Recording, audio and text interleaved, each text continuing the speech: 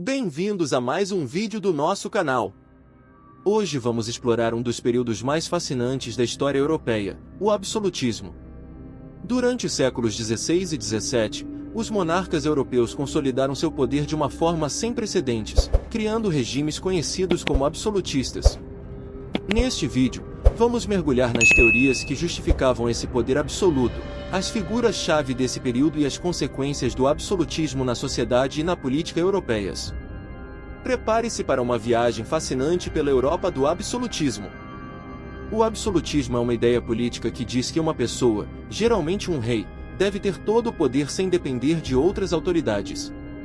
Alguns teóricos importantes do absolutismo foram Nicolau Maquiavel, Jean Bodin, Jaime VI da Escócia e I da Inglaterra, Jacques Benini-Boisset e Thomas Hobbes. É importante notar que o absolutismo não é o mesmo que o direito divino dos reis, que defende que os reis recebem seu poder diretamente de Deus. A monarquia absolutista realmente se tornou forte com Luís XIV da França, também conhecido como Rei Sol, que assumiu o controle direto do governo após a morte de seu primeiro-ministro, o cardeal Jules Mazarin, em 1661. Na época, Luís XIV proclamou que ele mesmo iria governar e proibiu seus ministros de tomar decisões sem o seu consentimento.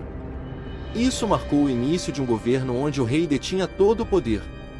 O absolutismo na Europa foi um período em que os reis detinham um poder absoluto sobre seus reinos, sem a necessidade de consultar outros órgãos ou autoridades.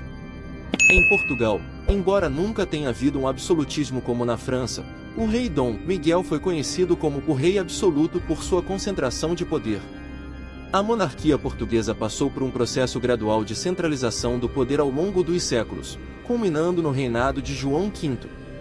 Na Espanha, a unificação política em 1469 com o casamento de Isabel I de Castela e Fernando de Aragão fortaleceu o poder real, especialmente durante o governo de Carlos V. A exploração colonial enriqueceu o Estado espanhol, tornando-o a maior potência do século XVI.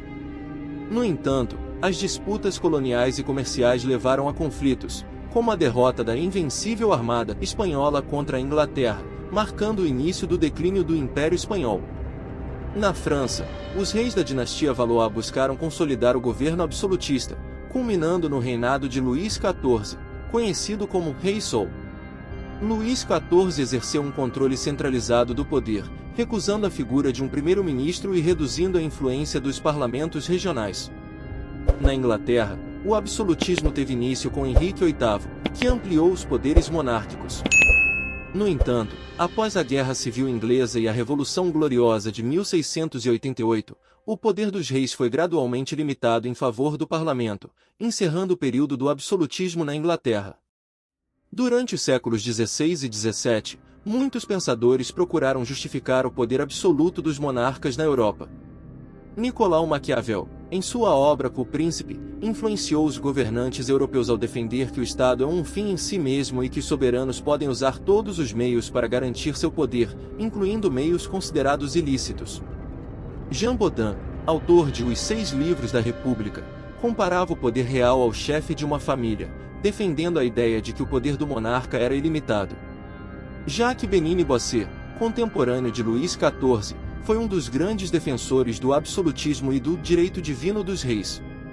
Em sua obra Política segundo a Sagrada Escritura, afirmava que a monarquia era de origem divina e que os súditos deveriam aceitar todas as decisões do rei, pois questioná-las seria ir contra Deus.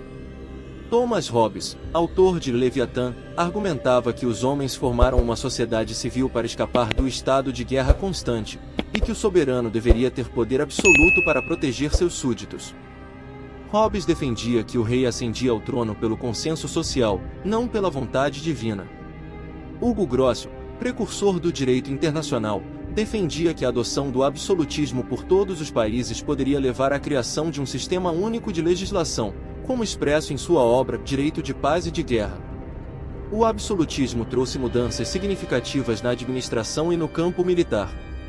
Contribuiu para a modernização administrativa e financeira, o fim dos exércitos mercenários, o desenvolvimento da burocracia civil e a construção de fortificações modernas. No entanto, também resultou na concentração de poder nas mãos do rei, com a criação de leis e impostos sem o consentimento da sociedade, além da interferência em assuntos religiosos.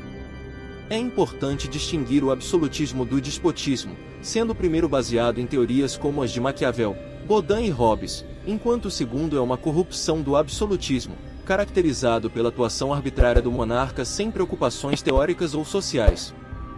E assim chegamos ao fim desta jornada pelo absolutismo na Europa. Esperamos que vocês tenham apreciado e aprendido tanto quanto nós durante esta exploração histórica.